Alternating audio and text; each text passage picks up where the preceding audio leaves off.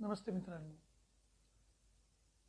माझ्या मताप्रमाणे तुम्ही बऱ्याचशा मोठमोठ्या बिल्डिंग बघितल्या असेल, उंच उंच इमारती किंवा ज्याला आपण टॉवर म्हणतो. 20 मजली, 25 मजली, 50 मजली, 100 मजली असे भरपूर मोठमोठे टॉवर तुम्ही बघितलेले असतील.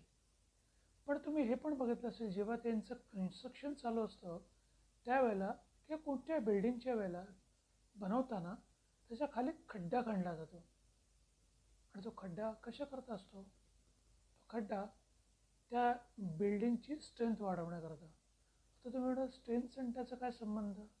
जेवढा खड्डा खाली खणला जातो तेवढा त्या बिल्डिंगचा भार तो जो खालचा एरिया असतो तो आरामात हँडल करू शकतो. म्हणून तो खड्डा जास्तीत जास्त खोल केला जातो किंवा मोठा केला जातो, जेणेकरून ते बिल्डिंग त्याचं वजन हँडल केलं आहे.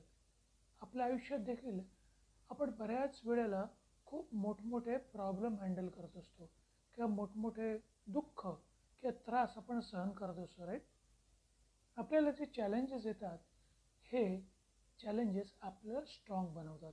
आता हा जो खड्डा आपण बिल्डिंगच्या साठी बघितला, तेच काम अशा प्रकारचे चॅलेंजेस किंवा प्रॉब्लेम्स किंवा इश्यूज आपल्या लाईफमध्ये आपल्यासाठी, आपल्या प्रगतीसाठी काम करत असतात. आपल्याला जेव्हा प्रगती करायची असेल, मोठी प्रगती करायची असेल, तेव्हा आपल्याला पण अशा प्रकारचे चॅलेंजेस, इश्यूज, प्रॉब्लेम्स हँडल करण्याची क्षमता असावी लागते. आणि त्याच्याकरताच अशा प्रकारचे जर प्रॉब्लेम तुमच्या आपल्या आयुष्यात समजा आले किंवा अशा प्रकारचे त्रास जर आपल्याला सहन करायला लागले, तर घाबरून नका जाऊ.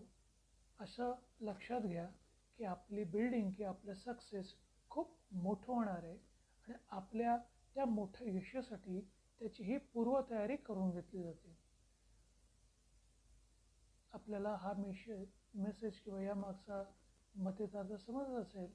धन्यवाद ही गोष्ट ऐकल्याबद्दल, समजल्याबद्दल. आपला दिन शुभ हो.